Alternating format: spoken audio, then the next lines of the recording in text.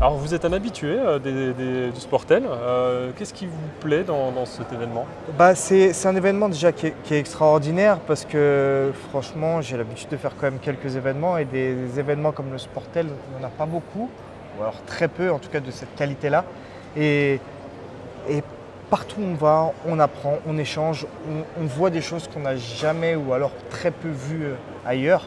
Et voilà, ça c'est extraordinaire. Et le Sportel, ça reste une famille. C'est une famille et on est toujours bien reçus au Sportel et moi je les adore. C'est une petite famille. D'accord. Alors, les Jeux Olympiques se sont terminés maintenant il y a quelques mois. Quel regard vous portez sur votre performance déjà? Déception, bien sûr, déception parce que quatrième, c'est un échec pour moi. J'y allais pas là-bas pour faire quatrième. Ça a été d'autant plus dur parce que voilà, j'étais sur le podium de qualification, j'étais troisième avec une petite erreur en plus sur la figure dont j'ai inventé. Donc petit goût amer. Mais en tout cas, ça prouve que malgré ça, le podium olympique est à ma portée parce que je reste quatrième avec cette blessure. Donc j'ai prouvé qu'à Paris, il pouvait y avoir quelque chose de beau qui pouvait se passer. Et de toute façon, avec le travail qui va être effectué, ça va le faire. J'ai confiance en mon staff, j'ai confiance en moi, j'ai confiance en mes partenaires. Donc je sais qu'on va y arriver.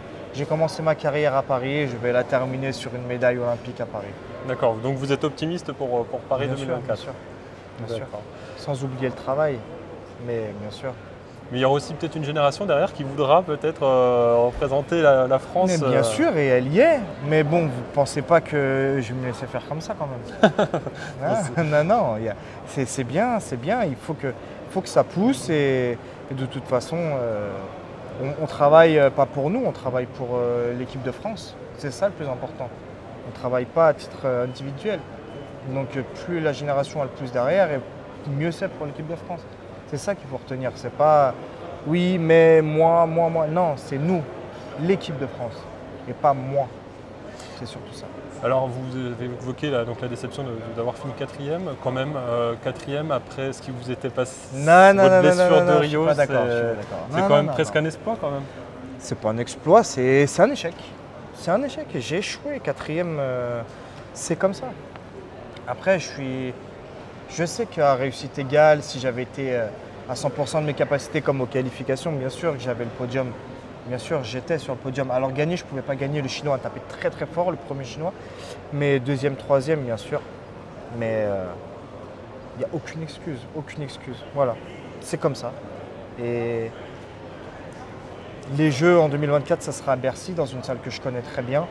J'ai eu la chance de gagner plusieurs Coupes du Monde sur ce site-là. C'est un site qui me porte bonheur, ça me portait bonheur.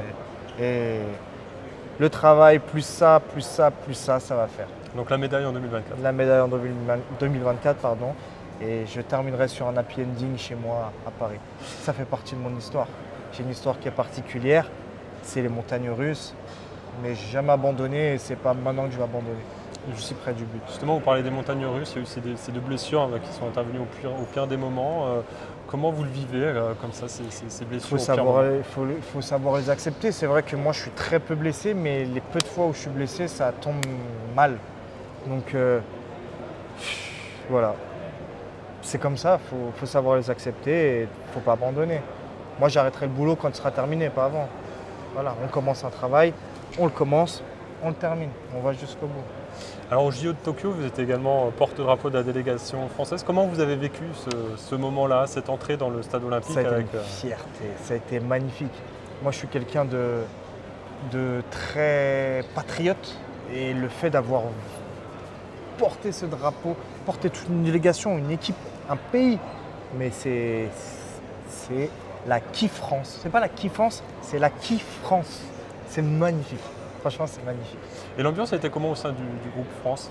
Dans le groupe, elle était top. Elle était extraordinaire. Après, à l'extérieur, on n'a pas eu beaucoup de public. Je veux dire, c'était assez calme. Et donc nous, on s'est dit, voilà, on va mettre le feu, on va foutre l'ambiance.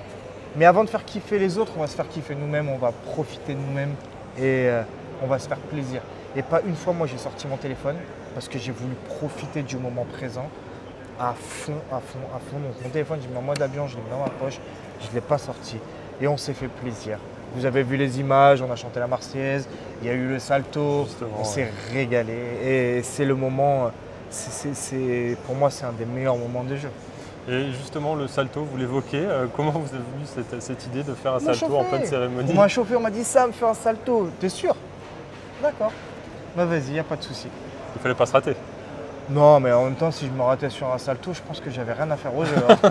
Franchement, c'est comme si je dis à un footballeur, tu fais 10 jongles, et s'il n'est pas capable d'en faire 10, je sais pas ce qu'il fait dans un stade. Ben, moi, c'est pareil. Alors aussi, on sent un peu de la folie aussi chez vous, c'est ce qui vous caractérise aussi quand vous tentez des choses qui n'ont jamais été faites. Vous voulez cette folie, c'est en vous, c'est inné. Bah, folie, je vais pas dire folie, mais en tout cas, je suis moi-même et je veux rester moi-même. Voilà, je suis quelqu'un de bon vivant. J'aime rire, j'aime avoir la banane, pardon. Je me prends pas la tête, je suis pas quelqu'un qui me prend la tête. Le jour où on me voit sans mon sourire, je pense que quelque chose ne va pas. Et voilà, je profite de la vie et c'est tout, c'est tout. Je préfère rester quelqu'un de, voilà, de jovial, de simple, de banal. Je suis quelqu'un de banal et je suis monsieur, madame, tout le monde. Voilà, profiter au maximum sans se prendre la tête. Voilà. Et depuis justement ces Jeux de Tokyo, vous avez été porte-drapeau, vous avez fait une super performance quand même. Je me permets. Merci, c'est gentil. Est-ce que votre vie, elle a un peu, le regard sur vous a un peu changé? Vous sentez un peu Oui, quand même, bien sûr, parce que déjà, je pense que c'est le fait de ne pas avoir déclaré forfait qui m'a beaucoup mis en avant. Sur le fait de ne pas abandonner, les gens ont énormément retenu ça. Bien sûr, il y a eu le porte-drapeau aussi, hein. Mais les gens me disent, mais tu as été une machine, je ne sais pas comment tu as fait pour faire ta finale en ayant le biceps pété comme ça. Franchement, chapeau. Et c'est des messages qui me font vraiment plaisir. Ça me touche énormément. Et moi, j'incite tous ces jeunes et ces gens-là à ne jamais abandonner ou ne pas abandonner quand c'est possible, bien sûr, dans la mesure du possible. Quel regard vous portez sur la gymnastique de manière générale, sur l'évolution de votre sport et aussi sur peut-être la gymnastique française aujourd'hui?